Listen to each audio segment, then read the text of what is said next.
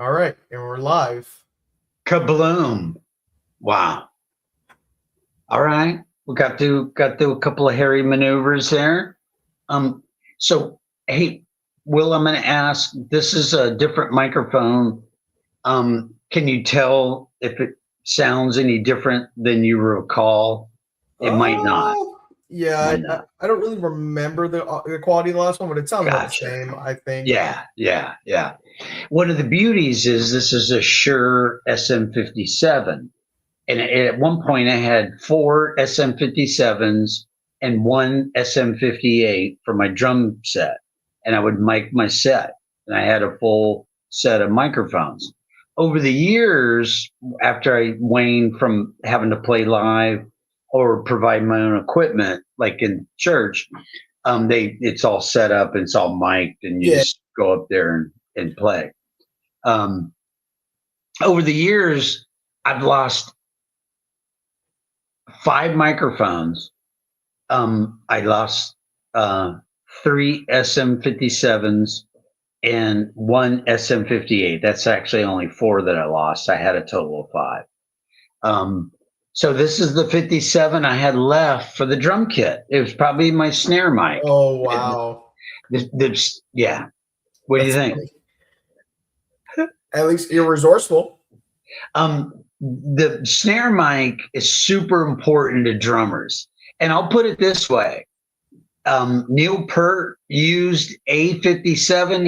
He didn't use just one mic on his snare, but I believe he had a SM57 on the bottom of his snare. Neil Peart, the entire time he freaking played in his live, since So Canada. you're just as good as him, then, basically, is what you're trying to say. Yeah, 57s and the 58s are they used to be about $100 each, and the 58's a hypercordal vocal mic, and the 57's a condenser mic, and you so yeah, so and 57s have been used to mic many a guitar amplifier. I would almost guarantee if you've been to a concert, SM57s are on the stage. I'm gonna So ask it's the yeah, audio engineers at Rockville. Hey, those are some FM57s up there, right? yeah. Hey, bro, is are there 57s up there? They gotta be right. Like, I mean, what else are we using? You know. or we go to our man Dave Bendick. Hey, Dave. I got a buddy Phil Thomas. He uses these, so you guys are using them, right?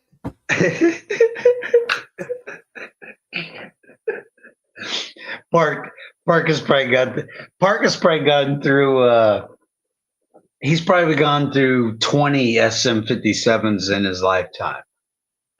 Through all those years, you just lose them too, and people take them or borrow. You give them away, or you lend them, Yeah. and or just you're gigging in Cancun and you're packing up, and boom, whatever. Naturally, yeah. Yeah, yeah, Naturally. yeah. Oh, the park interview was super cool. It was last Wednesday. Um, Went well. What I realized, I'm going to jump into the show. I had these hopes of playing Michael Schenker and some music. Because the 57 is working right now. It's a better microphone. I think the music quality playing it over the little speaker is going to be better, but we'll save that. And I say that every time, and most of the time I don't play it. Anyway, yeah, that's been the pattern. But So what's our agenda, Phil? I want to know about our agenda. what the I actually already hell? know the agenda, but I like just bringing it up for everybody else watching us. So Truth be known, um, Will gets a copy of the show. So, hey, Will, big news, what's the dude, news? dude, check it out. It's big news for this thing, but check it out. They made business cards? The cards came in. Is I that didn't even know backwards? you ordered them. No, Is that- I can see it. I can see it. Fine. Okay. Holy crap! I didn't know you ordered cards. What the hell? So my dear wife, Becky, she designed this. I just said, I need this information on it and without the microphone and everything. And Becky had these made at my request. Can you see the lettering there? It looks a little freaky to me. No, I can see it. It looks good. No, it looks great. So check the first line out. Almost all music. Almost all, because we gallivant and rave around, a tad. So a tad. So anyway, those came in. That was kind of the introduction to episode 8.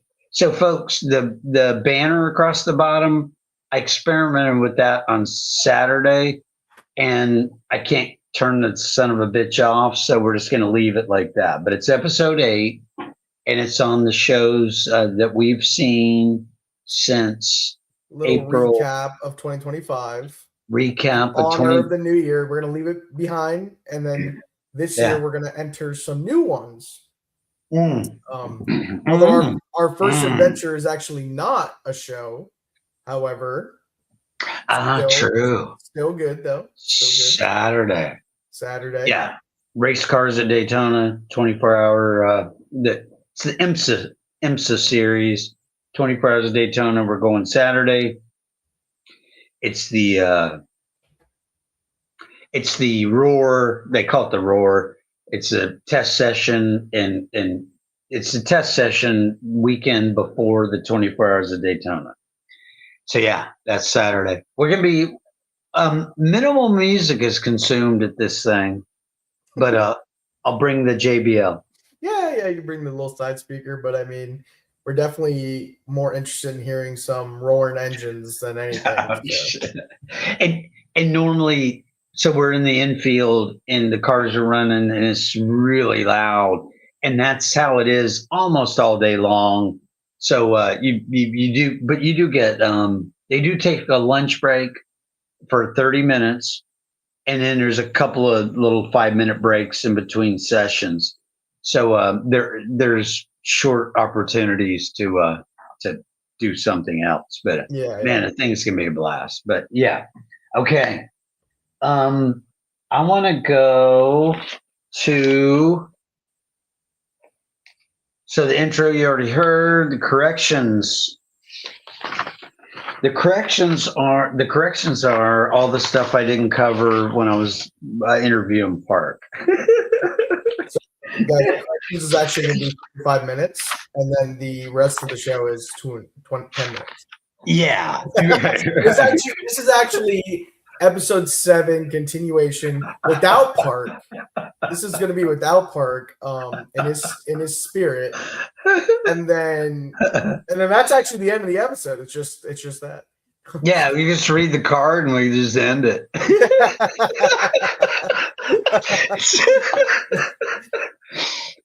So I'm just going to read through this, and in normal Phil fashion, I go off on tangents and I'll talk about something for 5 minutes.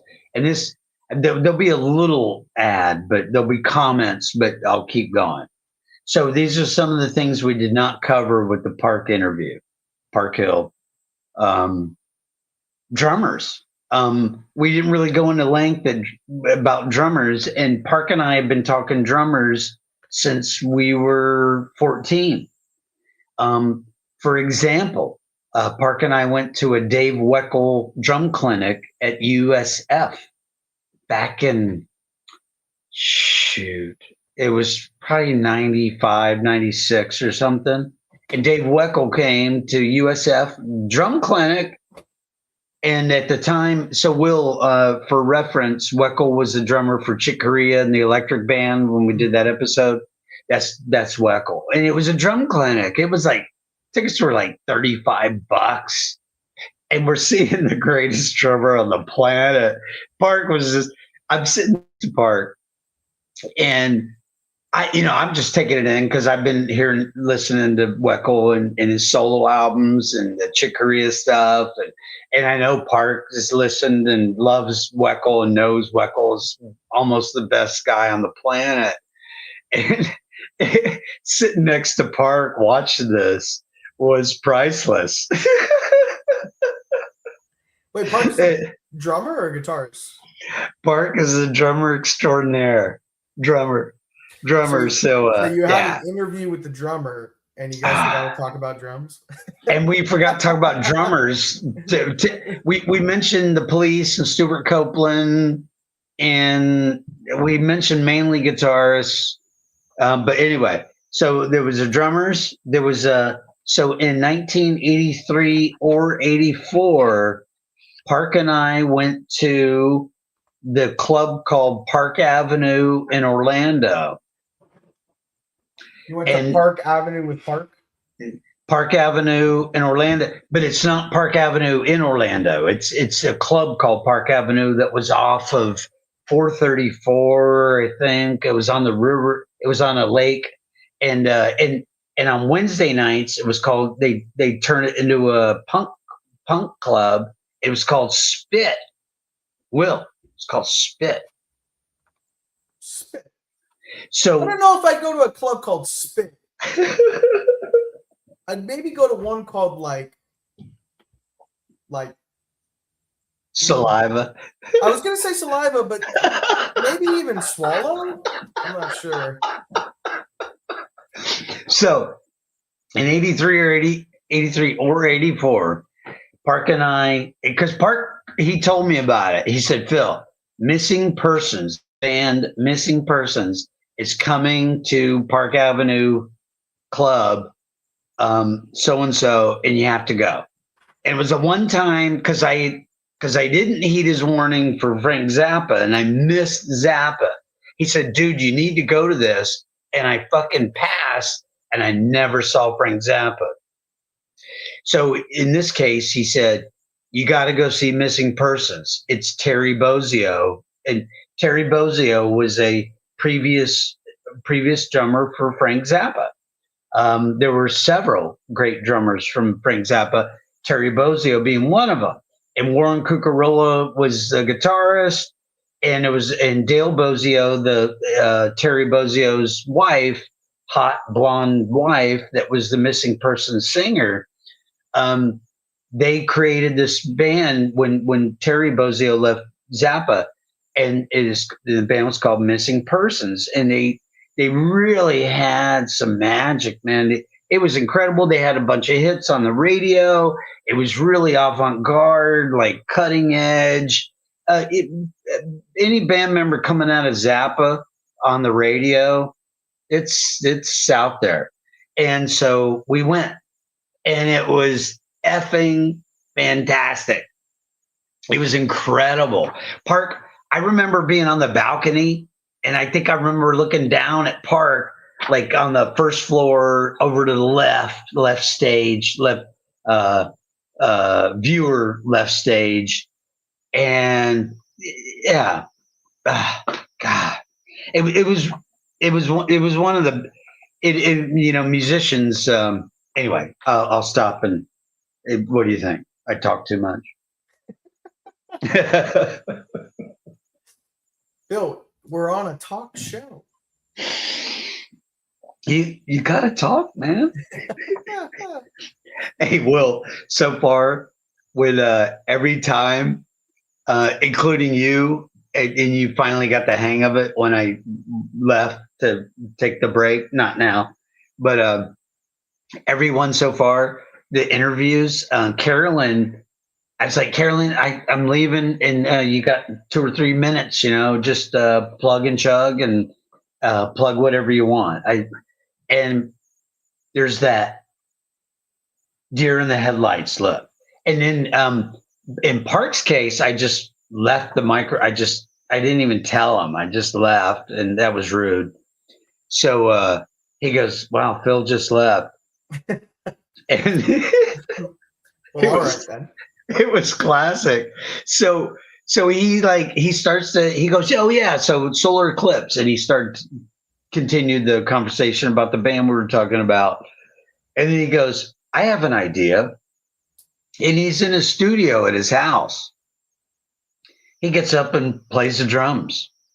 So it was wonderful. But so we saw Missing Persons, Van Halen in '82. So will you remember the Van Halen ticket stubs I showed you from '82? Yeah.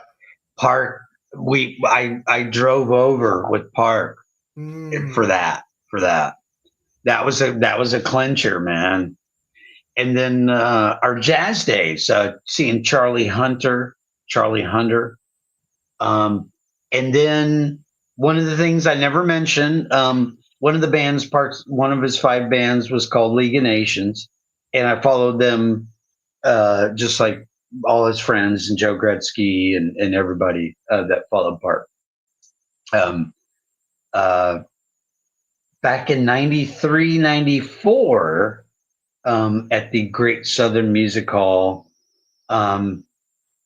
Park's band, it's actually Scott Henson's band, but the band League of Nations opened for the Dixie Dregs, the reunion of the Dixie Dregs. So I'll just leave it at that. There's few fans, but man, check them out sometime.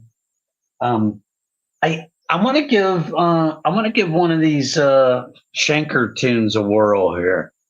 So we didn't get to test the music beforehand. You got a couple comments in the chat. If you want to take a look. I gotta put on comments. I apologize everybody for that. I don't do that, and I really should. Last time, okay, yeah, Jordan's on call. Bum, bum, bum. Oh, so the occasional outdoorsman.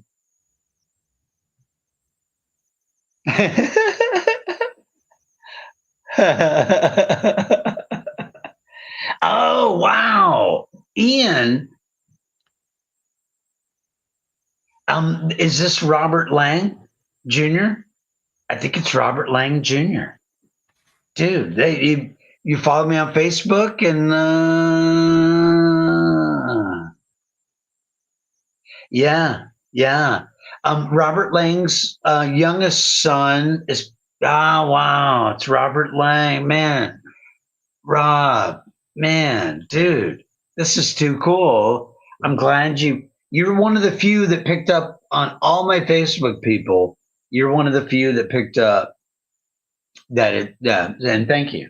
Oh my God. So yeah, I started this back October and we're running rampant since. And Robert, you'll love this. Let me ask, are you still playing?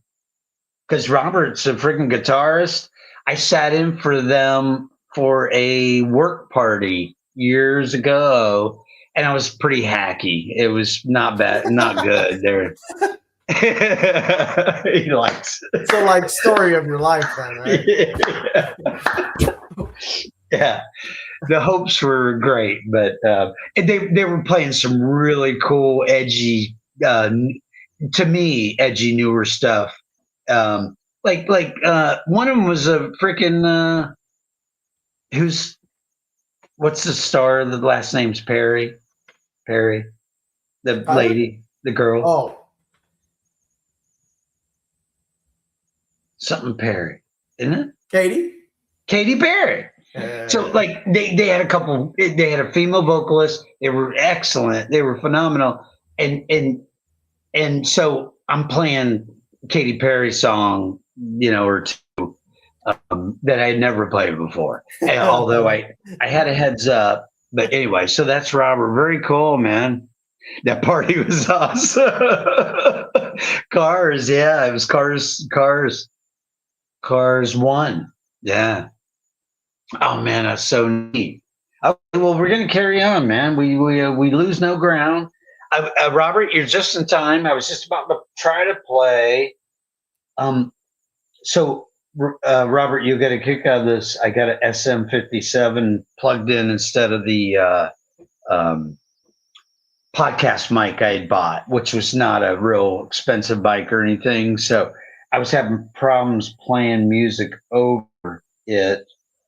but I'm going to try to conquer that right now. I had some tips on this song, and I'm going to turn that on. So, just so you know, I don't know if Robert's been on or whoever else. I play music through a speaker in hopes to not go direct and induce copyright issues. But the problem is, the sound sucks so far. So at least I got a 57 plugged in. And Robert, hey, let me ask Robert. Hey, Will, this will be a test. Robert's a guitarist. He's played a bunch.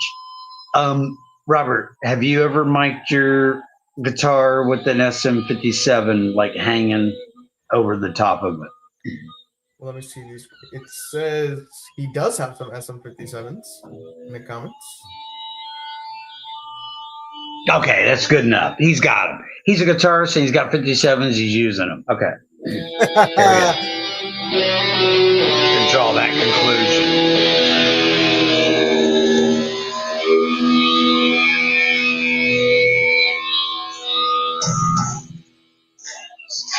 See if this sounds better.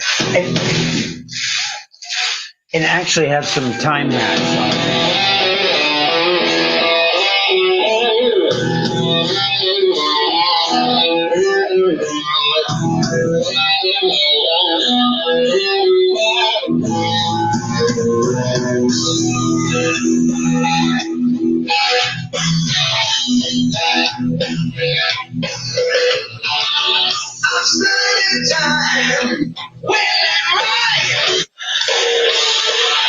Sorry. My bad.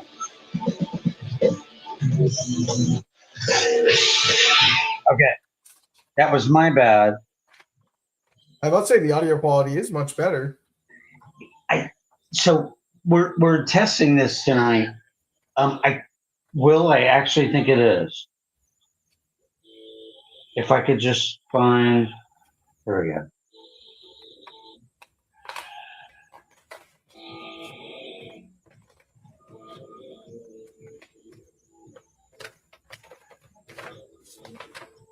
I had some pointers here. Hang on. So this is the part Phil loves doing this, right? I think so. This is Phil's favorite part of the show, where it's I call it the futz segment. He likes the futz.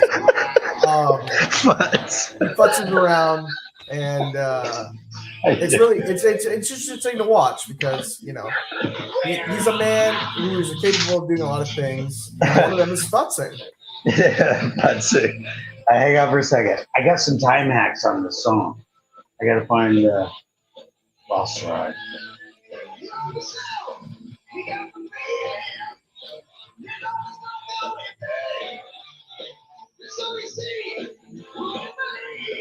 I think it switched to a different record. It did.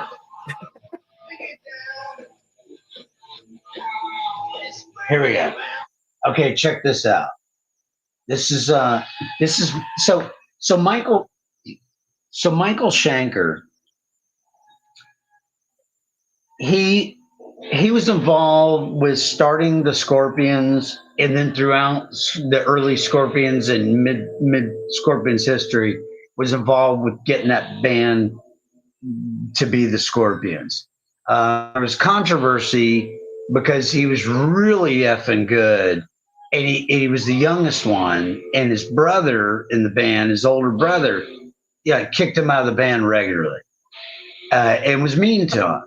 So finally, Michael said, "Fuck this! I'm gonna be Michael Schenker," because he was the best guitarist in the fucking band.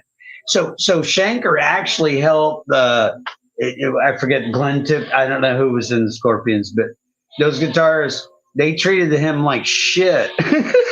But he has persevered. And so I remember my brother talking about Michael Schenker, God, mid 80s or something. And so one of the shows that we're covering tonight, will go in order, but one of the shows is the Michael Schenker show. And that's why I've got him playing. So that's what all this is about. But Schenker's, German and just epic guitars. It old Will, you're gonna hear right now, old school, which I think you kind of wanted to hear. Check it out.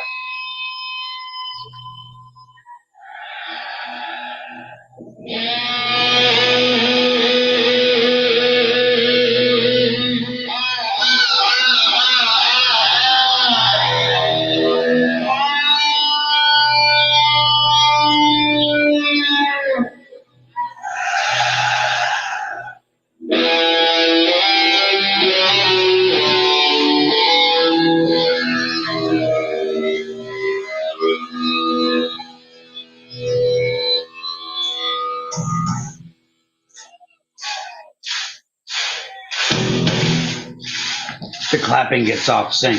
It's so fun. Classic crowd response.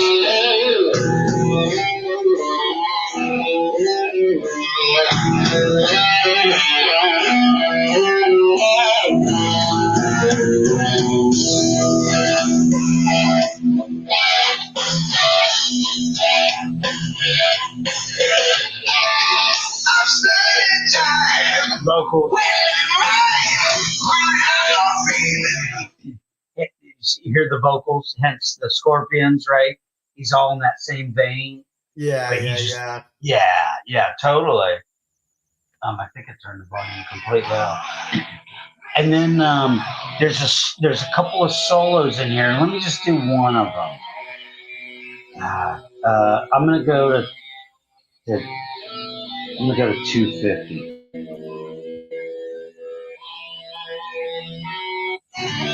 Here we go.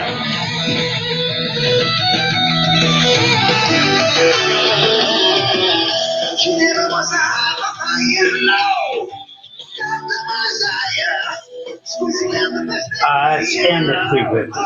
Let's end at 250 for vocal stuff, which the guy's great, but it's not what we're all about here. Robert, hang on. It won't take long. That's not right. The Futz Master. Yeah, talk about Futz mastering. Holy shit. It would help if you had the right song. The song's sweet.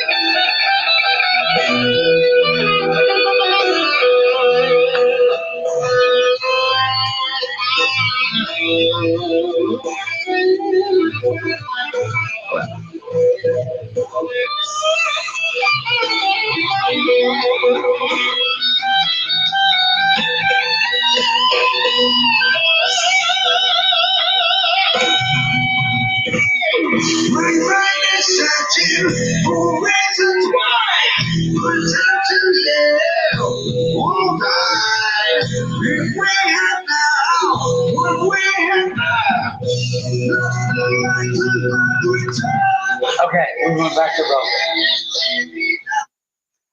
back to vocals. I think we pretty much killed the live, the obsessive live vibe. It sounds better. I sense, you know what? Basically two microphones playing off each other just isn't a good but go ahead. No, yeah, it sounds good. I think just keeping the mic close to the output just so it could pick it up well. But other than that, Gotcha. but yeah, Okay, Shaq was kind cool. of a badass, bro. I actually wasn't. I think he had told me once before, but I actually wasn't aware he was involved with the Scorpions uprising. So, as someone Yeah. who loves the Scorpions, you'd think I Wow. know. Well, so that's all true stuff. And I did not know you were a Scorpions fan, but I know Yeah. many were. Yeah, they had a small army of fans. They're badass for sure. They're badass. Yes, Hey, they are. they Scorpions are bad. Isn't it Glenn Tipton and their two guitarists, Glenn Tipton and somebody else? No. The other name. Oh, but Will, I have a side story. I have a pair of the drummer, Herman Rarebell. I have a pair of his sticks. What'd you do? You stole them? I Grabbed them I out of his hands while he was playing?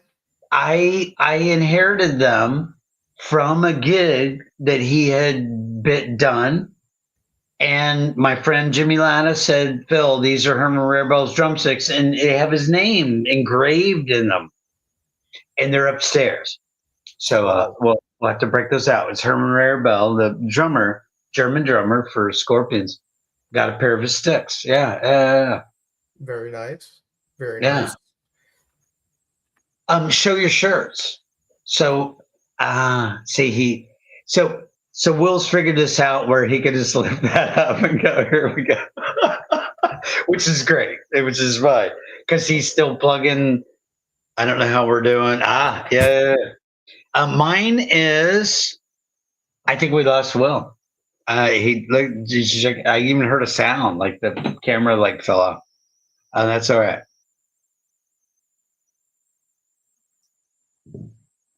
We'll get him back.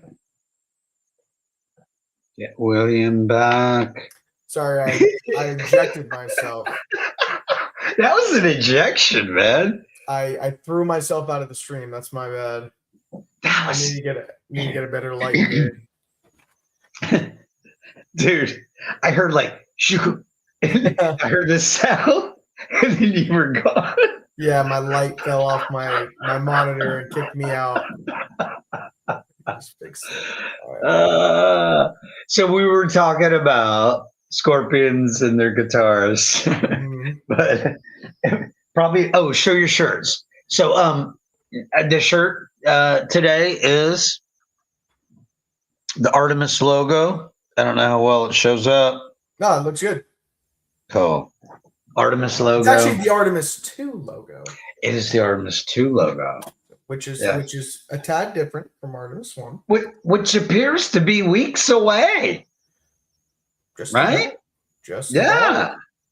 They're futzing with the schedule, and they actually pulled it in from 4:00 rollout from the VAB, 4:00 p.m. They pulled it into 7 a.m. And it's rare that we ever pull anything in sooner. Right? Well, talk about that. It's really rare. I mean, yeah, I'm just excited. I'm excited to experience that because this is my first one. Yeah. So, but and luckily for, like I said, it works out for our schedule. So yeah, everybody involved, kind of, yeah. So ours, right, weekends, yeah. Amazing. So for everybody's knowledge, Artemis at NASA, Kennedy Space Center, Artemis is going to roll out Saturday from the Vehicle Assembly Building on top of the Crawler Transporter, CT2, and they're going to roll out to Pad B, LC-39 Pad B, and this is in a perfect world with no issues. They do a tanking test. This is all public knowledge. It's not like this is not giving away all the secrets. Oh, man, tanking test.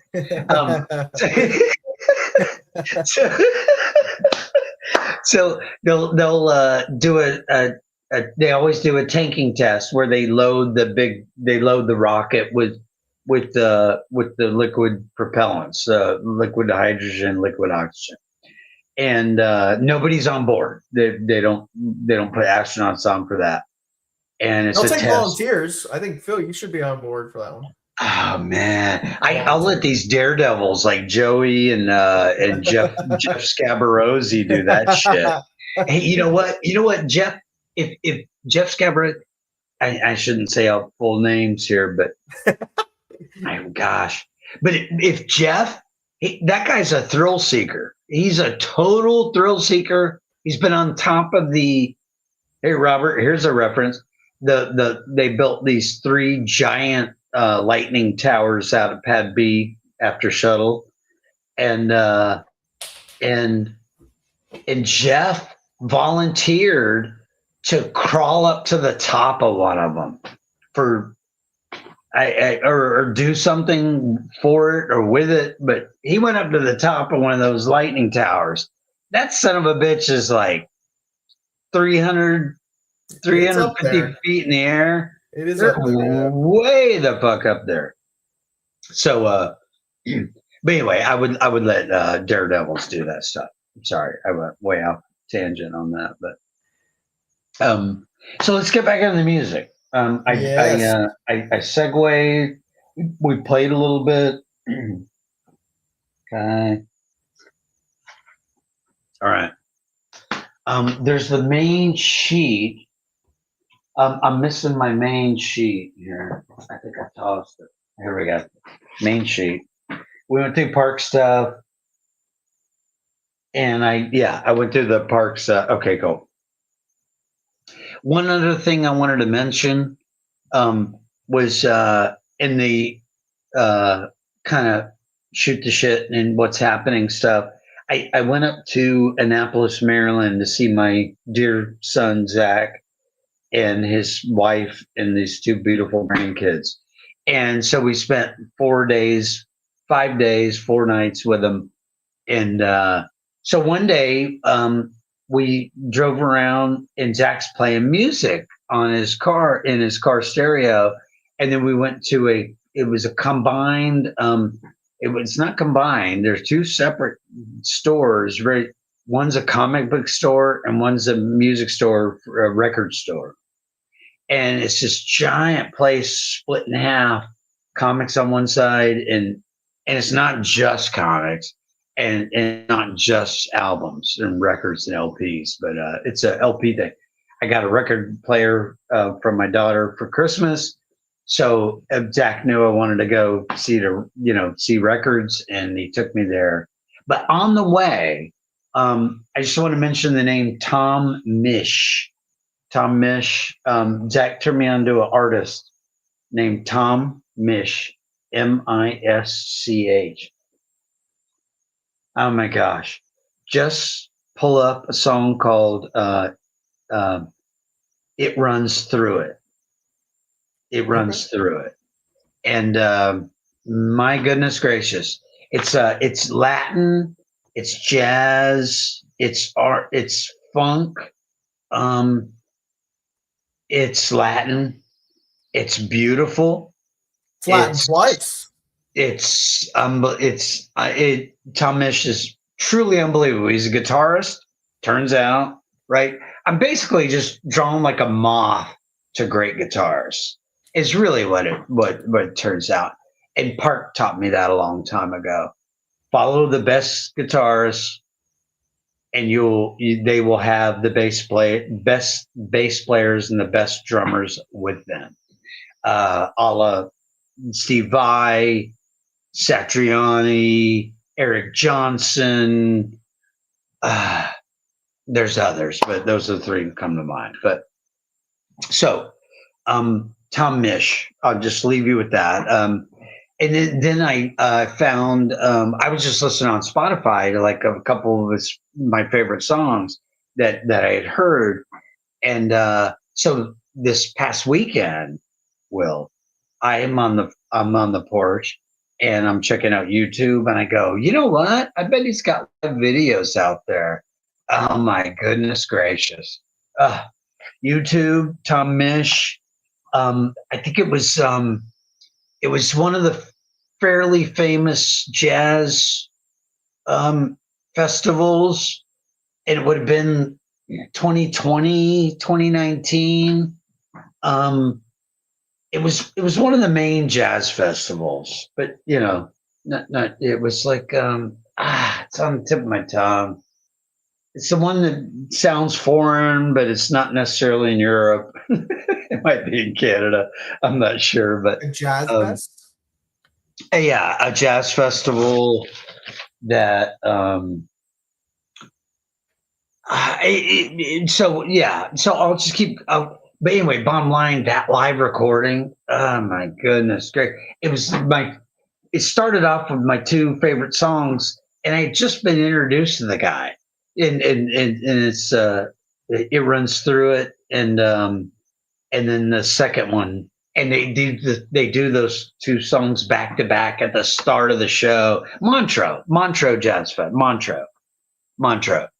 And Park's been to the Montreux Jazz Fest. I'm pretty sure it's in Canada, but it sounds like it's in Europe. It's Montreux, I'm pretty sure. Hey, Will, this is where you look for that, and then but you talk, and who's on?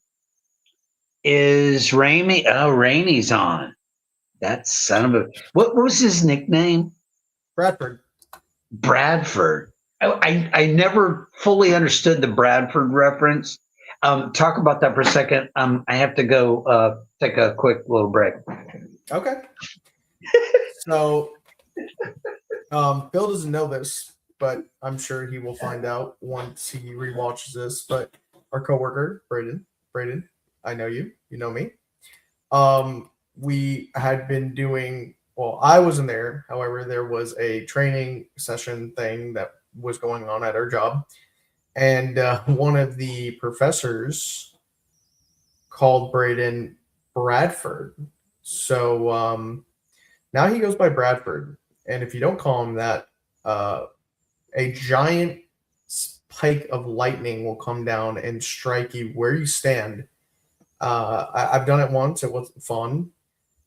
Sorry, Bradford, for not calling you by your true name sometimes. But aside from that, another event that will be happening in the near future is the Gasparilla Pirate Fest on January 31st.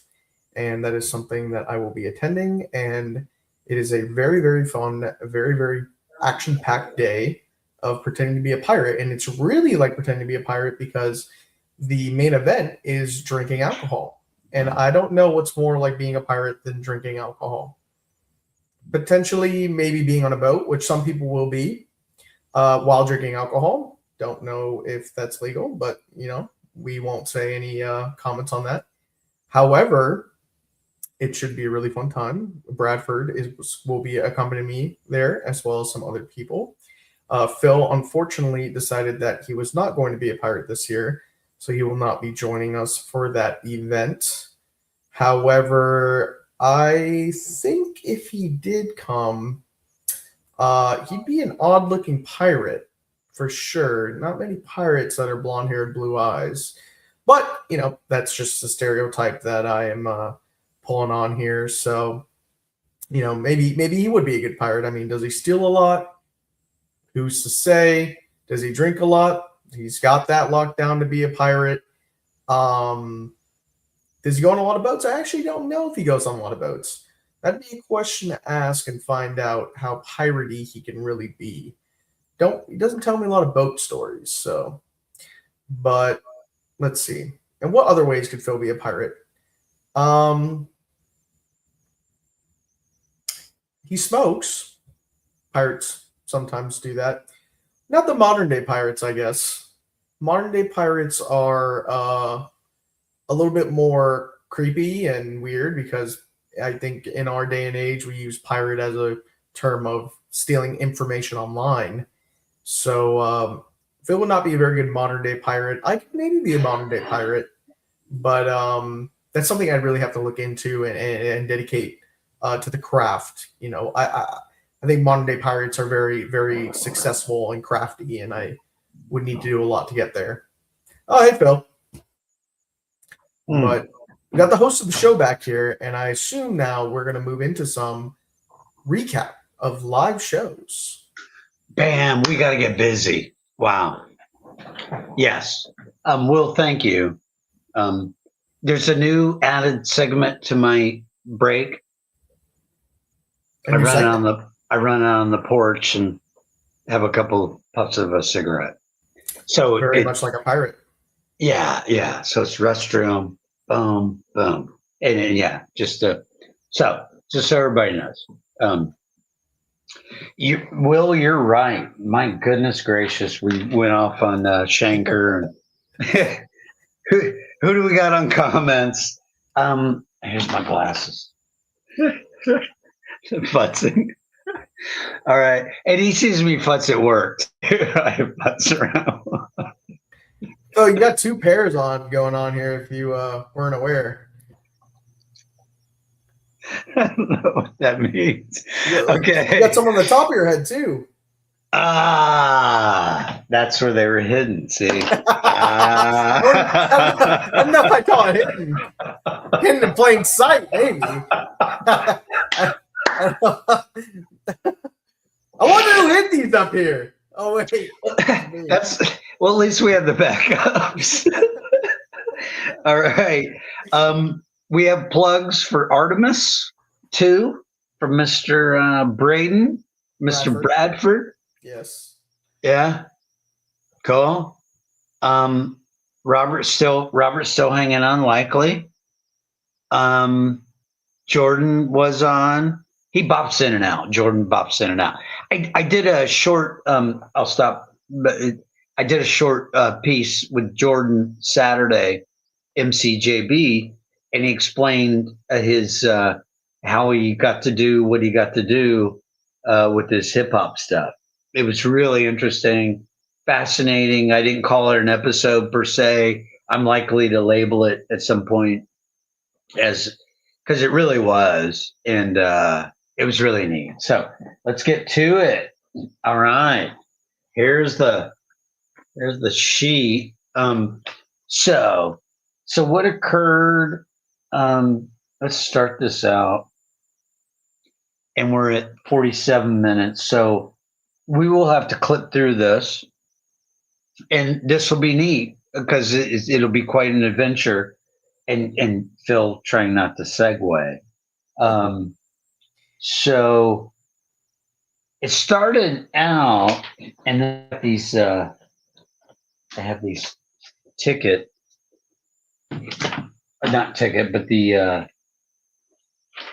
kind of needed the visual aid. I needed the visual aid of the post-it notes. So I started putting on post-it notes back in April. Shows I was seeing, and it turned out to really be quite something. So yes, the first show, Will, I think. Here it is. So I got my post-its. All right. So the first show was in April. It was April 10th, 20. So this is all 2025. April 10th, Becky's friend Marshall in the band Somebody's Hero here local in Brevard. I had never seen Marshall play, and I've been wanting to see Marshall play in his bands. And so I somehow came across him, and he goes, "We're opening for this band that's coming through. Come see us in Satellite Beach." And it was at the real cool club. And I don't have the name in front of me, but it's on A1A, because of the W. Anyway, so I went, and Marshall's band opens, and I hear Somebody's Hero for the first time play. Blown away, just completely blown away by Marshall's local original band. Jeez, if you ever get a chance to see Somebody's Hero in Brevard County, Go see them. I'm here to tell you, my gosh, they're incredible. Braden saw them. Braden saw them in another little post-it here, but he didn't see this show. So Marshall's band plays. I went by myself, talked to the back door. They have a COVID back door where, because the headliner actually had a ticket, they had the doors checked, So I'm hanging out back with the door guy, and he proceeds to tell me about these guys. And the band was Kill Devil Hill. Kill Devil Hill.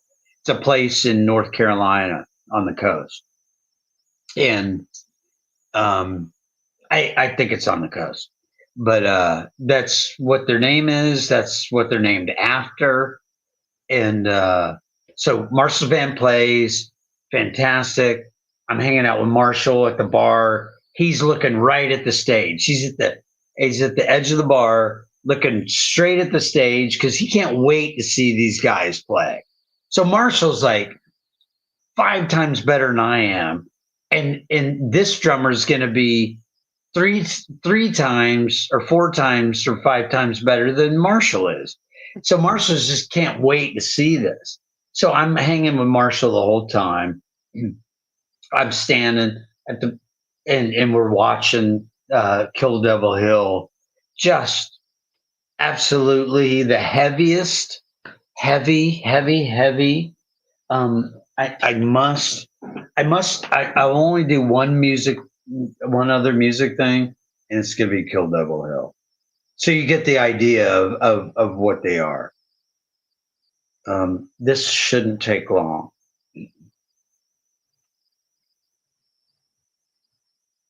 And Will, in that light, do you want to say anybody to your coworkers? Anything to your coworkers? Your push-up shit and burrito challenges. Oh yes, that's actually that's a good actually. Next week. Yeah. Anybody who cares to attend at the Sandbar in Cocoa Beach, me and a good friend of mine sits right behind me every single day. Are going to try and conquer the 5-pound burrito challenge live. And I don't know if either of us are going to finish. However, it is going to be a formidable challenge, and I'm just aiming to beat him. If I can eat more than him, or if I can eat it faster than him, that is my goal. So don't want to miss it. Sandbar, it'll be Will and Joey. You'll know us. We'll have a crowd around us. We won't probably, but it's going to be a spectacle. So yeah, guys, and that's all true stuff. Justine's on now, so super cool. Will, that's going to be, it's so fun. So these guys, it's.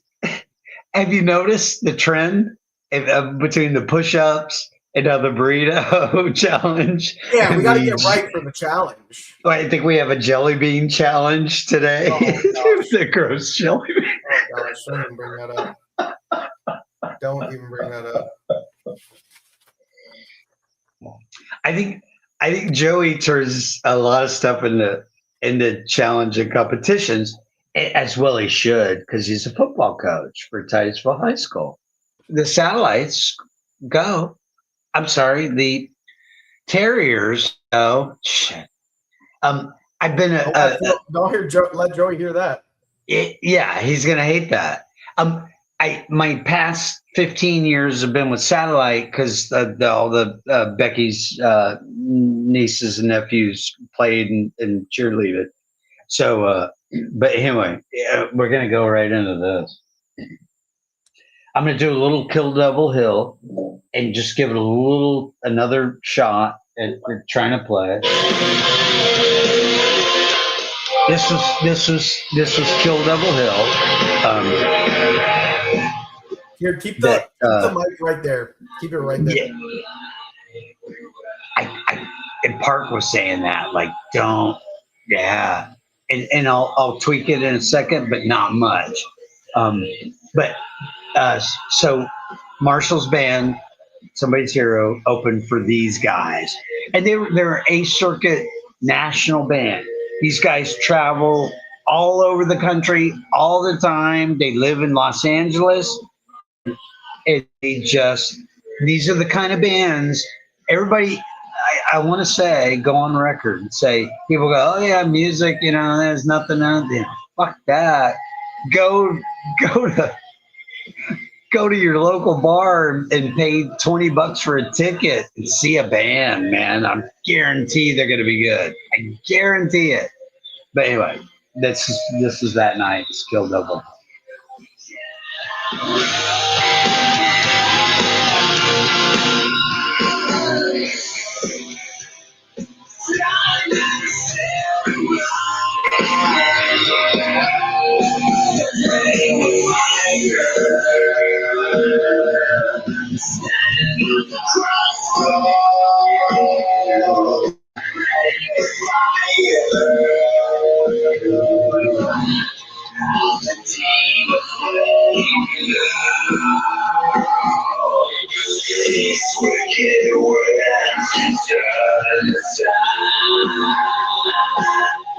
Do you get the idea? Did it sound okay? Yeah. Cool. So that's typical. But what occurred? So the show happened, and then the lights went up. It was the end of it, and they have a merchandise table right there. It's at a bar, and they have a merchandise table set up. Lights come up, and they chill out for 3 or 4 minutes, 5 minutes, or whatever. Probably go have a cigarette or whatever they do. Come back, and they're all at the merch table. So I bought a pair of. So I met the drummer. Oh my God! If you could see these guys, it's unbelievable. I met the drummer, bought a pair of broken drumsticks that they had on sale there for $15, and it was signed by everybody in the band, including the bass player who had played in Five Finger Death Punch. So he was actually the one of the. All of them are really great players, but he was noted as coming off of from a bigger band and doing it. And a matter of fact, I followed him shortly after that set I saw, and because I found his name and I found him on Facebook, and musician, bass player, LA, blah blah blah. I forget his name. It's at work. I have it written down, and I IM'd him. I am messaged this guy, this drummer for this band, and he wrote back. I IM'd and said, so this was in Florida, like on a Thursday. It was in the middle of the week. That's the other key too. If you can get a ticket in the middle of the week for $20, $25, do it. Because those are the bands. Those are the bands that, man, change your life. And so I texted him and said, wow, I saw you guys in Satellite, on Tuesday or Thursday or whatever it was. I said, where are you now? And he said, we're in Anaheim, California, and we're playing Anaheim tonight. That says it all. They're in freaking Anaheim, California, probably playing not a bar, probably playing 1,000, a theater, a club that's like 1,000 people. That's what those guys, that's their bread and butter. That's how they make their living. It's really fascinating. And I talked to several of them, and it was fascinating. Yeah. So must go on. That was only the first one, so I must get quicker. See here, Supervillains is next. Supervillains. And it was a super cool show. It was super cool and super villains. So this is the show that Will and I went to together. For the first It time. was, man, Will, was that And you introduced me to Lil Ska. Never really seen live ska before. had ska, had some horns on stage, super villains. Yeah. So everybody in Central Florida, if you haven't seen the super villains, you got to go see the super villains. That's all I can say. And it's right. Yeah, it was a super cool show. People were enjoying themselves. Had some drinks flowing, had some other things flowing. There were some other things flowing, it turns out. A little bit of smoke in the air. So the supervillains come out on stage. This is like their bit. The drummer is the leader of the band, and he sits out front and he sings most of the songs, not all of them. And he's just this son of a bitch is a powerhouse. He is a ball of energy, right? Oh yeah. He was living it up for sure. He was living it up. So they come out on stage, smoke. So the drummer, who's the main guy, he comes out smoking a big spleef, a big Bob Marley fucking spleef. And he hands it off to the other guy, keyboardist, guitar, lead guitar, rhythm guitar. He hands it off and he goes and sits down.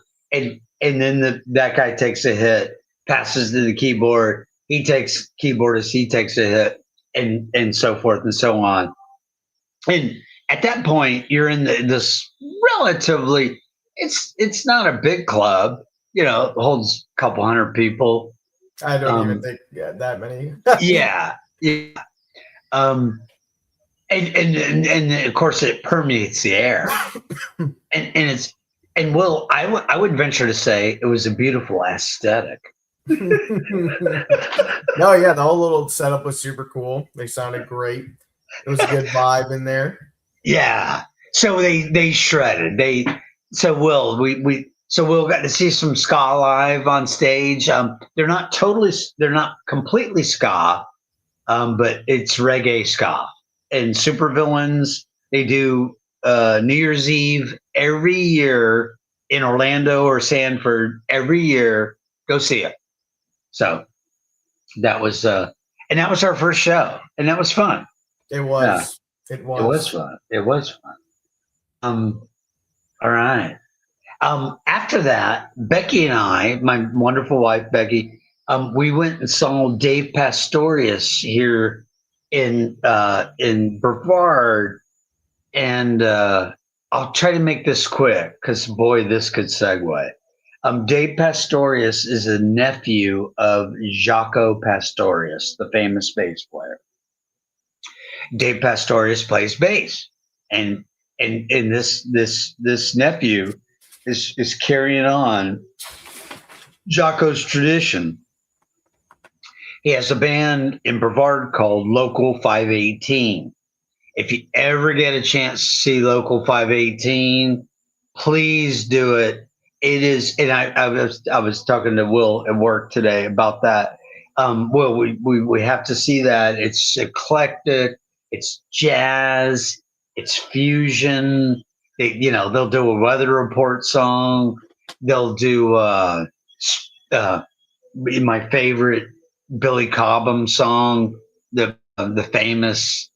It's on the album Spectrum, and I always forget the name of the song, and I can't believe I do because it's one of the most famous drum songs ever.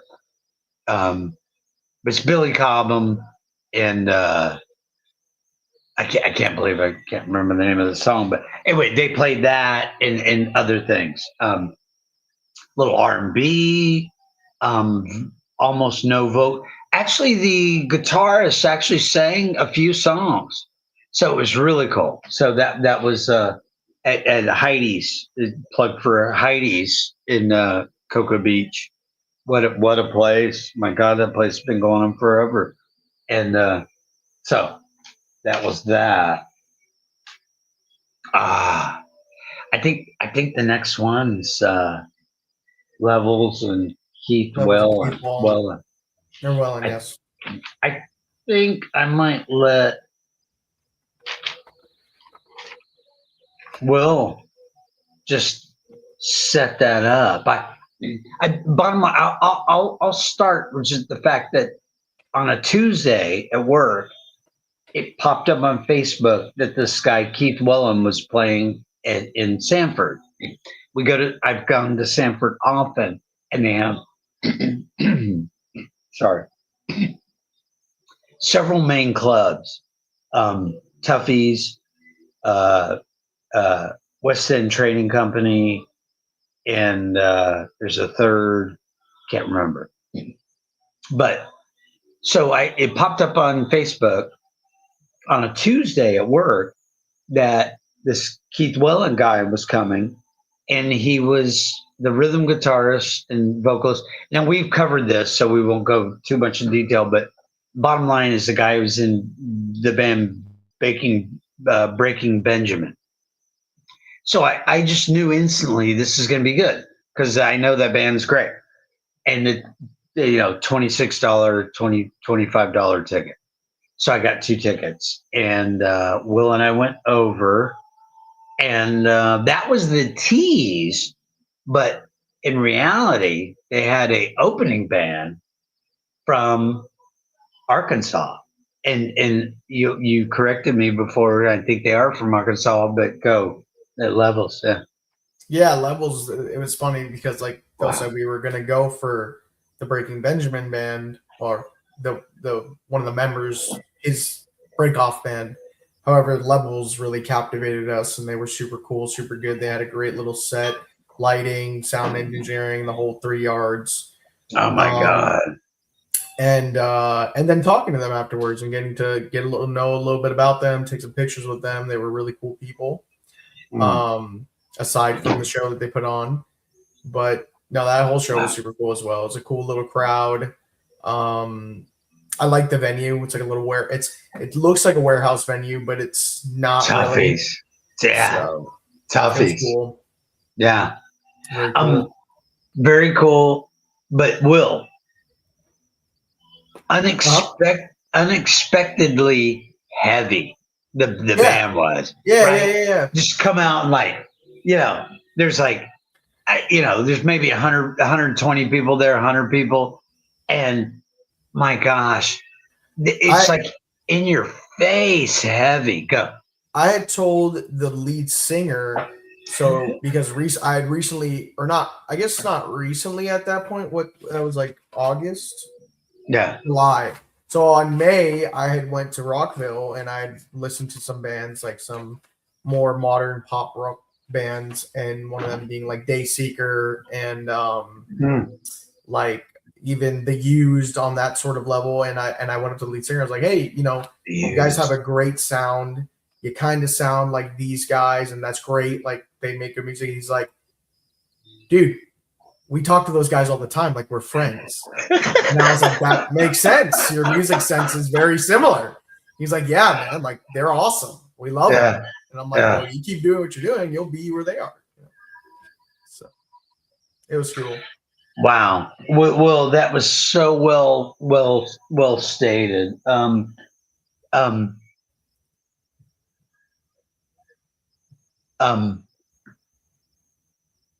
We're talking to the band Levels, the members of the band Levels, and I think they're from Arkansas, and these guys are hungry and they are dying to make it, or at least they're really dying to play for people, and they completely knock your socks off. They tore the roof off for sure. They do, and they did, and like it's so heavy, and you're just like, oh my gosh. So anyway, reiterate: go pay $25 for a rock concert in a club somewhere nearby you, and you'll typically be satisfied. But but we did have the tip from the Keith Wellen thing, from the Breaking Benjamin reference, I instantly knew like whatever this was going to be. I didn't know Keith Welling. I had seen Breaking Benjamin at Earth Day Birthday, and they were fucking epic. They were fucking epic, and I had them on my little set list I built for that show. Um, Fantastic. And I go, hey, anybody that comes out of that band, $25, I'm in. Yeah. You're just in. Just go. So I'm dragging that out, but okay. There's the next thing.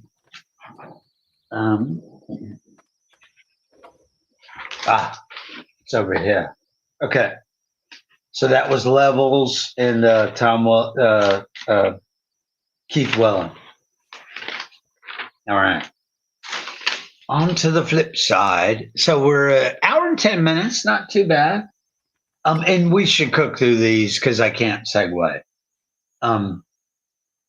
Shout out to Braden Bradford.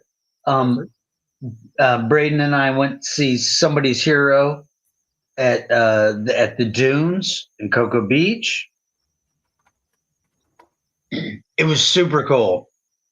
So at this point, I think it's the third time I'd seen Marshall's bands. So Marshall knows me, and a couple of the other guys in the band at least recognize me, and like it's cool that I'm hanging out basically as far. And their wives are there, and half their wives are there. And what a cool Dunes is a cool place to see local music. My God, Cocoa Beach Dunes. It's so like it's so unassuming. You would think like going into the front of the place, like it's like a nail salon. You would not even know. Yeah. Like the outside It's of not it. super inviting. You open the door and it's the bar, and then it goes out back where they play live out back, and it's outside, and it was fantastic. And so we got to see somebody's hero, Marshall's original cover band, and then there was another band that headlined, and they were one of these, talk about a fleeting A circuit band. These guys, they were out back with a tag along cargo pod thing that holds their equipment.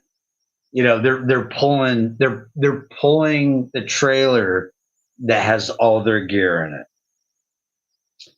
and they were really different, very cool. It reminded me of like Chicago city, but funky Stones cool. They were super fucking cool. So anyway, I'll leave it at that. They were great. I don't have their name, but they were awesome. Shall we take a break? Sure, we can. Wait, so are you going to talk next about Anthrax? Yeah. Okay. So the next one, this would have been August, likely. It popped up on my Facebook feed that the lead singer for Anthrax, and forgive me, I don't know his name, but it's the lead singer for Anthrax, is a big Ronnie James Dio fan. So in Sebastian Inlet at it was at Captain Hiram's. And it was the only time I've ever gone to Captain Hiram's. It's the only time I've ever been there. I drove down, and I forget, I assume it was a Saturday, and they start at like 5 o'clock. It's still daylight. And it's the lead singer for Anthrax, doing all Ronnie James Dio stuff. So I go down there by myself, walk into Captain Hiram's with the Sandy, walk around. It's all outside there, big outside place and little stage.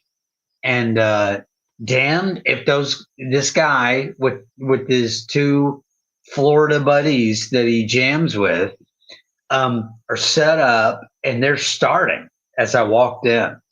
And my goodness gracious, it's this trio. So Will, mind you, one of the coolest things about this was I heard about it and I walked in and I didn't pay a dime. There was nobody, there's no money involved whatsoever.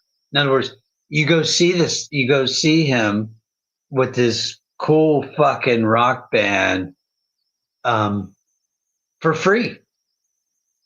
So that's what I'm saying. It's all out there. You just got to search it out. But Nice, very nice, actually.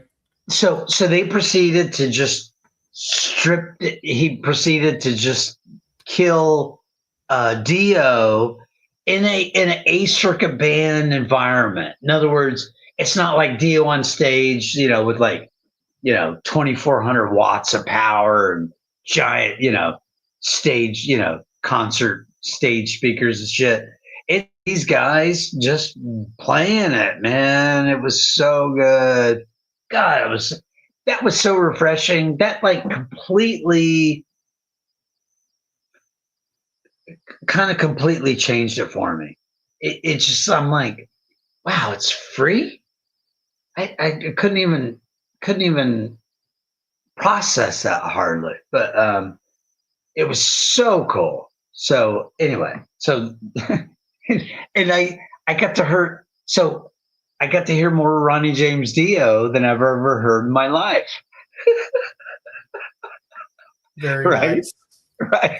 Very nice. Because I hadn't listened to a whole lot because I'm a Sabbath fan and I love the whole Dio thing, but I didn't have time for it. I moved on to the next thing.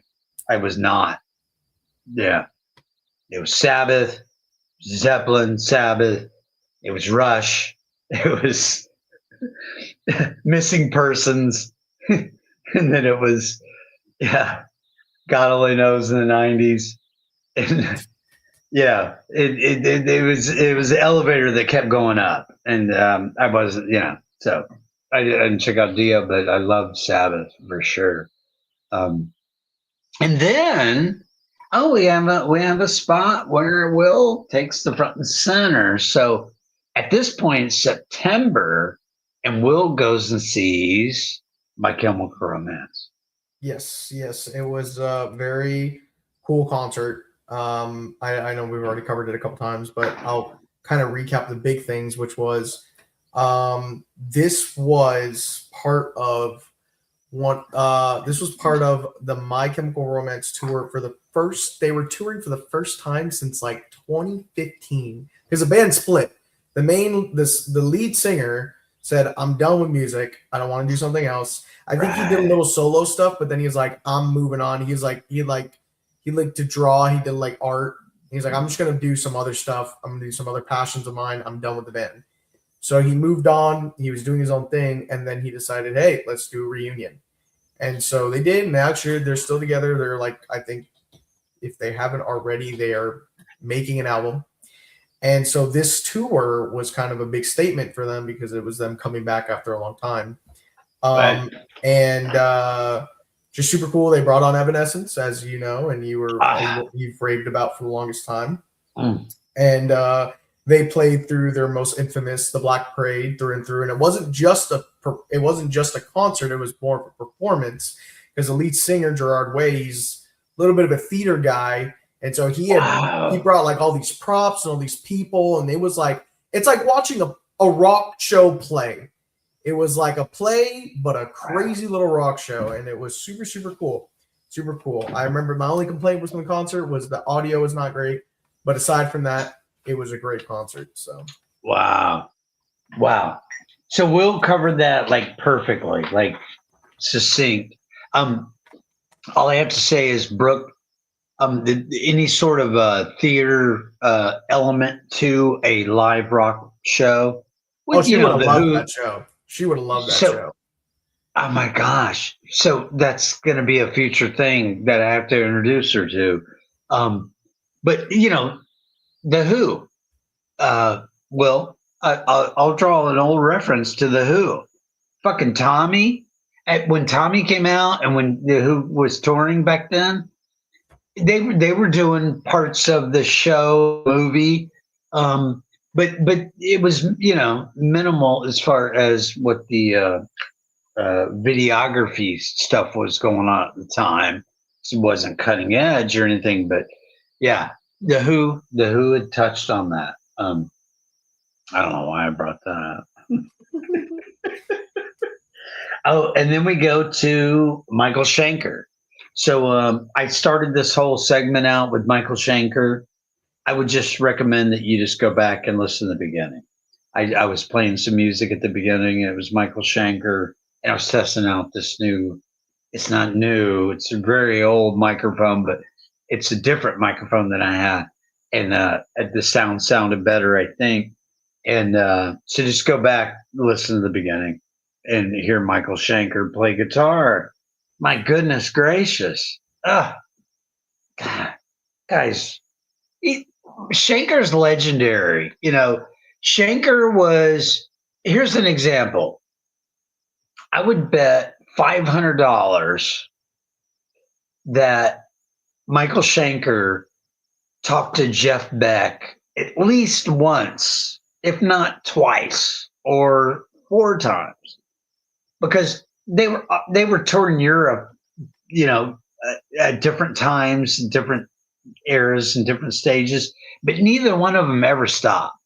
They would take a year off, or go back, take a couple years off, go back, and it's the late '80s. These guys never stopped touring.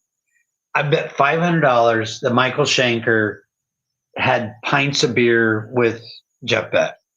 So anyway, Schenker was my thing. Go back and listen to the. So the next one was a lot of fun. This cropped up, and it was interesting that my little compadres at work there. I was trying to get one of them to go with me. I'm like, hey, this will be great. And they're like, yeah, maybe not. No, that was the day.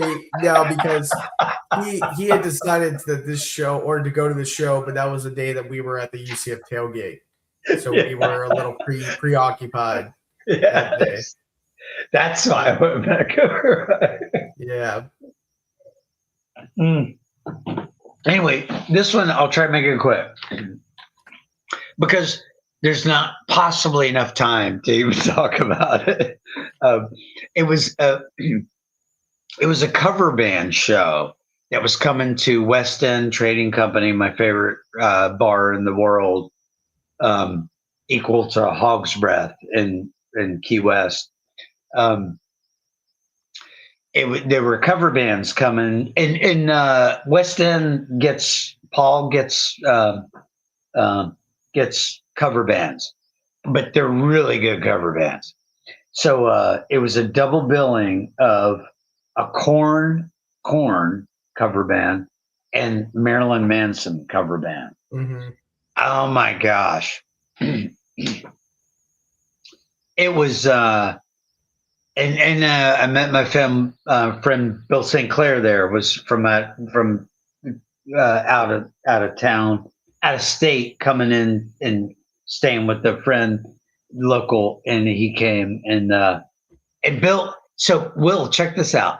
Bill had no intention of paying to go see music, and he ended up going, fuck this, I'm going in, I got to see this.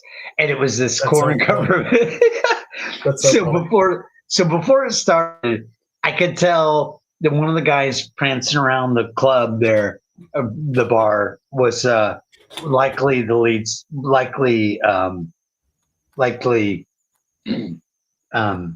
got to get the band right here. Likely Marilyn Manson. I started talking to him, and he was just hanging out. It's like lights on, and we're out front a little bit here, but not being in the place, and I could just tell. And I said, "Hey, you're in the band, right?" Blah blah blah. He goes, "Yeah, man, we go on shortly." And it was the Marilyn Manson singer guy, and he's just getting a beer. at the bar. It was fucking awesome. Anyway, I won't keep going on about that, but it was really cool. I said, man, it's killer. And he goes, yeah. And so he left. And, 15 minutes later, he was on stage. And so, bottom line, the takeaway from that was the Marilyn Manson, they opened for the Korn tribute band. It was two bands traveling together. They do this as a thing. And the takeaway for me was the Marilyn Manson cover stuff was cooler and better. Probably because I'm more familiar with him than I am with Korn. But the Korn shit was heavy and it was great. The Korn shit could have just maybe been twice as heavy as far as like volume and cranking it up. And in that, really, they should have cranked that guy's vocals up. They should have turned his fucking vocals up louder. But that's my recollection. It's pretty weak, but they killed it. It was great. So next up here, then we have the Pierce the Veil show. Oh shit! And so I'll say a little starting notion of this one, which is Pierce the Veil. Probably. I've used a lot of terms to describe them. However, I think that the genre of alt rock is probably the best category they fall under.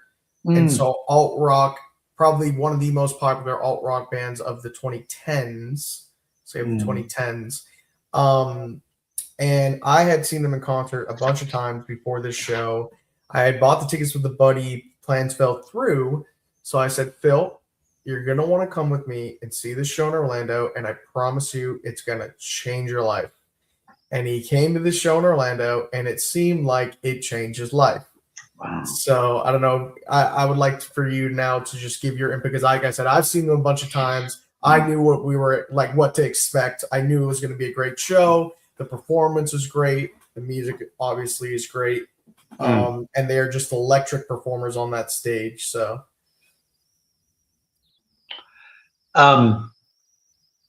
just reflecting a little bit. Wow, that the Pierce the Veil show really. So through this whole little adventure we've been doing here tonight, as far as the shows, Pierce the Veil was like the veil coming off, going bam in your face,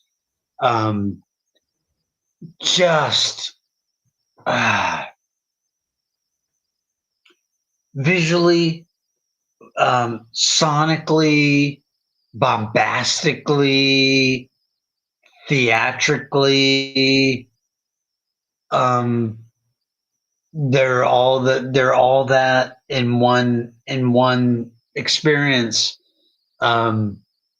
Completely blew me away.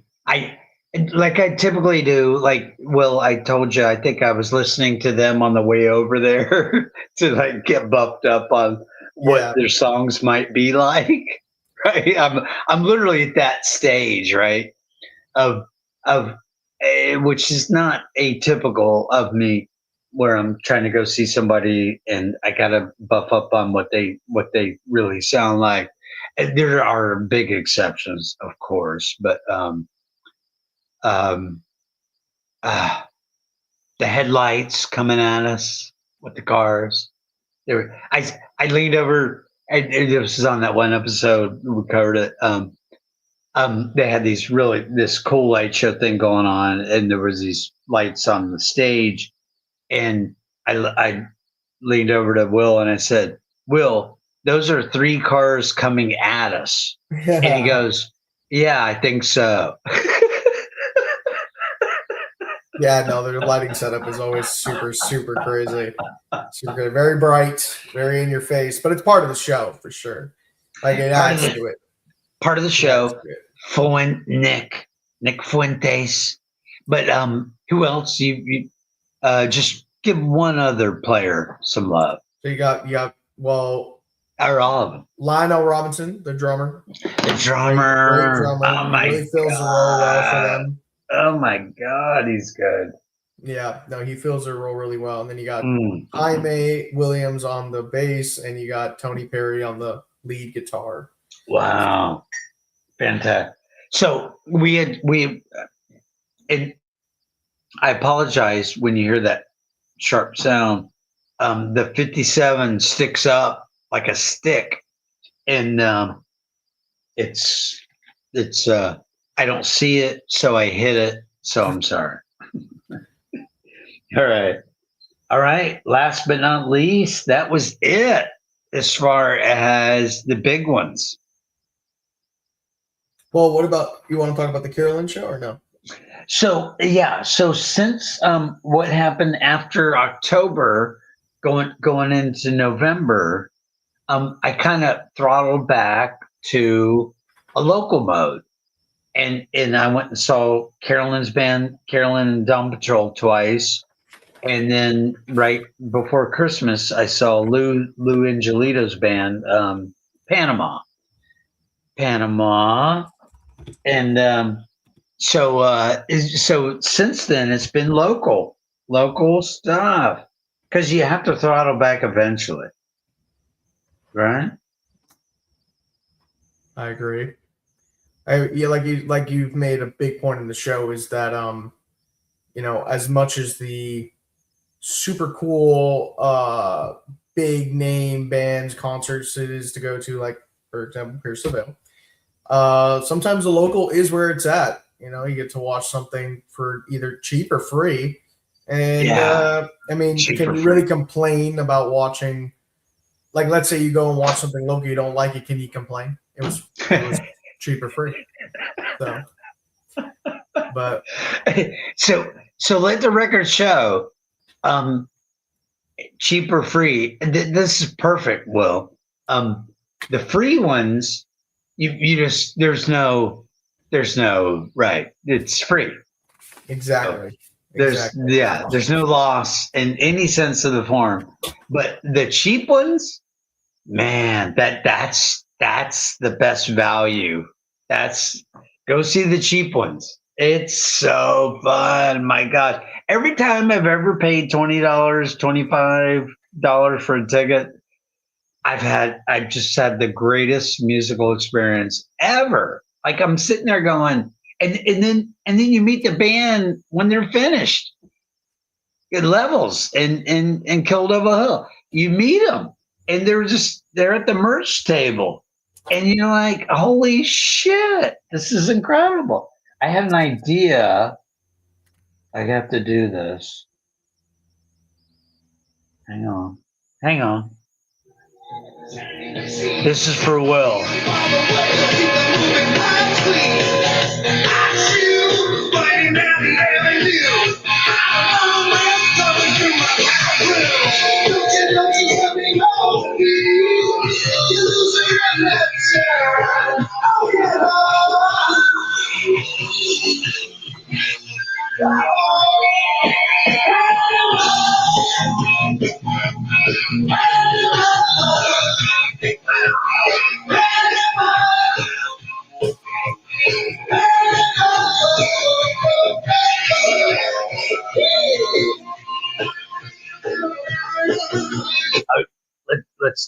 Let's not go on with Eddie. When Eddie starts, so Will, what happens on the back porch is when Eddie gets introduced in any fashion, um, um, I start totally analyzing his rhythm guitar, and by analyzing, I'm listening to yeah, like the little intricacies. Yeah, his rhythm guitar playing is, and actually I focus on rhythm guitar playing in other bands like Zeppelin and Aerosmith, and I love those hooks. Aerosmith, whatever that song, the Aerosmith song was. Um, the rhythm, I'm not, the bottom line is, I've been listening to lead guitar stuff since '68, since Clapton and shit. as a kid because my brother turned me on. But as the years have drawn on and the decades have drawn on, really my favorite part about music is the rhythm guitar, and I'm not talking like Poco and shit, you know. I'm not talking Eagles rhythm guitar. I'm talking Eddie and and and Shanker The guys who like to have a little Trower fun with the rhythm, and Trower. Yeah. The best. So I know we've kind of come to a close on the shows here. I think we have. However, not part of your notes, I do actually have some closing words here because So proposal. So is Natalie proposing? No, not exactly proposals. However, this episode we spent, we kind of closed out 2025 in our hearts when it came to the music that we saw. And however, it is 2026, and that is a whole 365 days of new shows and new music. And I wanted to quickly, go over some of the things that I'm excited for, which I know me and you have talked. And that number one is potentially going to see Rush in concert again. And that is happening not too far from now. So we have Rush headlining at concert. We have Rockville happening in Daytona, Florida, where we can see Guns N' Roses, Foo Fighters, The Offspring, My Chemical Romance, Breaking Benjamin, A Day to Remember, Five Finger Death Punch, Ice Nine Kills. There's going to be so many amazing bands at this Rockville is what it's called.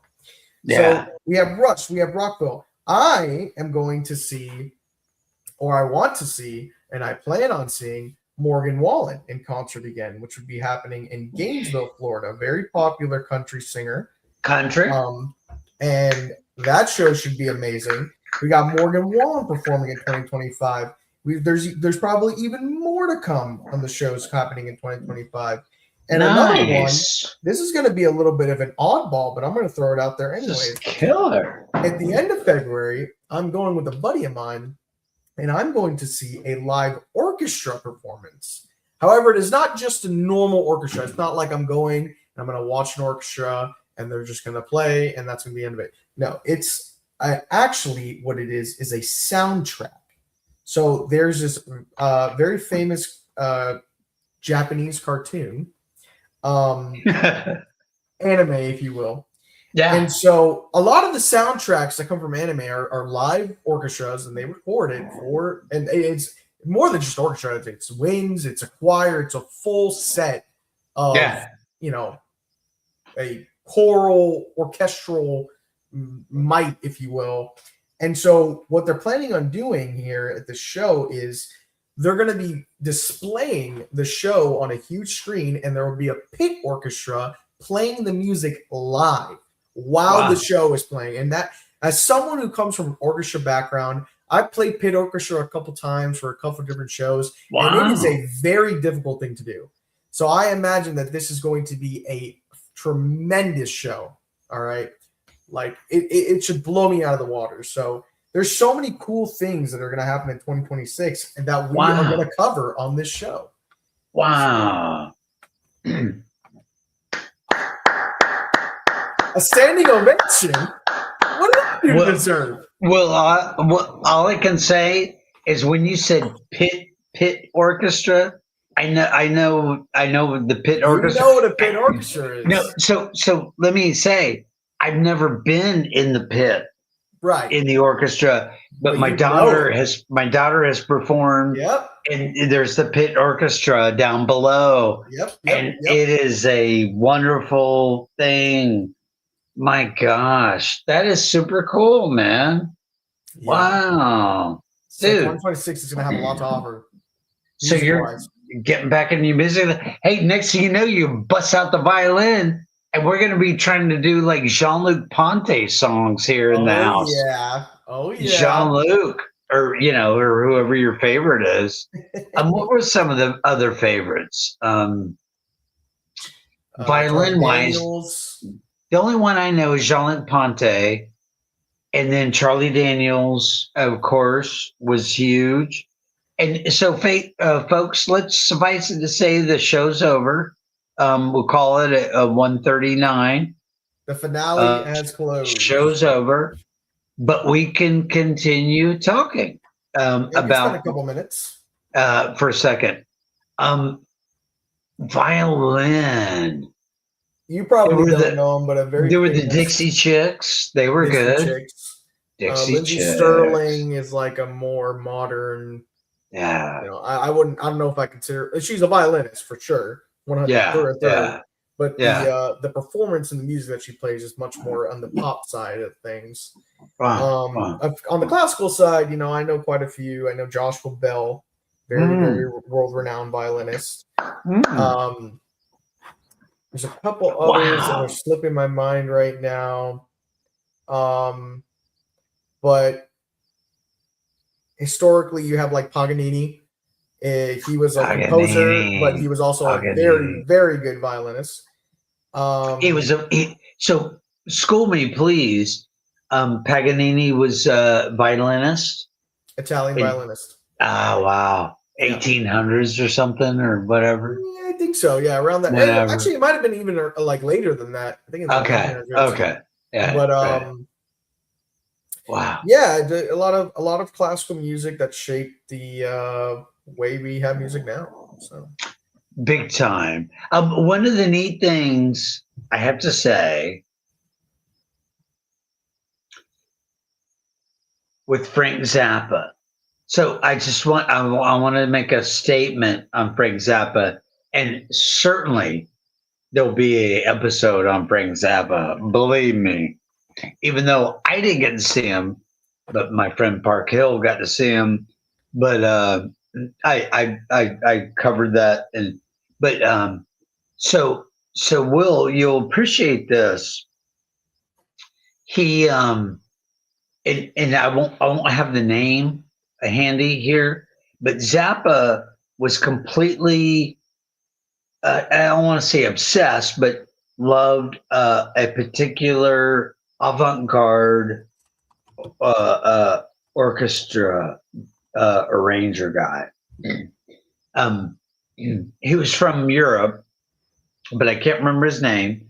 If you look it up, it'll come right up. Yeah, check that out. Vanguard or Zen something. Zappa. So he was totally into that guy. And so all of Zappa's music really based on this guy's concepts of dissonant fucking, you're a third of the way through the piece and it's a stop spot, boom, rhythmically, xylophone goes off, blah, blah, blah. And did it come up? I couldn't find it, no. I tried. I really did. It's just as well. It's just as well. But and that's where Zappa came from. As a matter of fact, there was this lyric that was killing me. I had to remember, and I found it today, or I think today, and Zappa lyric, and it made my day. But anyway. Well, alrighty. Yeah, I think it's a wrap. We can call it a show. I think it's a show. So I like it. So Will, you like the idea too that at some point you just say it's over, but we're gonna hang out for 10 minutes. Yeah, I think it's fine. I mean, we've done it every time. Yeah. I think by episode 8, if I didn't like the idea, I don't know if I would have kept doing it. So, but no, yeah, man, it's been fun. It's become the model of the thing. We're gonna have to go over the agenda for the next one, but yeah, like I said, we have some shows that are going to be in the near future, next couple of months, and we're gonna have some new ammunition to throw on the fire here when it comes to this music cast. So that should be fun, man. Sounds good. Wow. Hang on for a second. Mitch has patched in before, and I've never acknowledged him. So I'm going to shout out to Mitch in Seattle, Washington. Nice. Very nice. Well, all righty. Yeah. Okay. That's a wrap. That's a wrap. We did the shows. I don't think there's so this thing sticks. It's been on my computer for like the last 6 episodes, and I never say a word. So like and subscribe and turn that notification bell on so you know when we're live. That's another thing. Like and subscribe. I never remembered it. It's literally taped.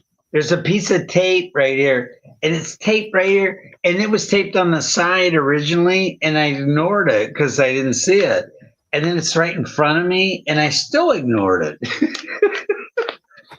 That's Phil, man. He's the futzer. But all righty, Phil. I'm going to call it here. All right. It was a pleasure. Well, thanks for doing this. All right, brother. We'll do it next week. All right. That was good. I loved it. I have to end the stream.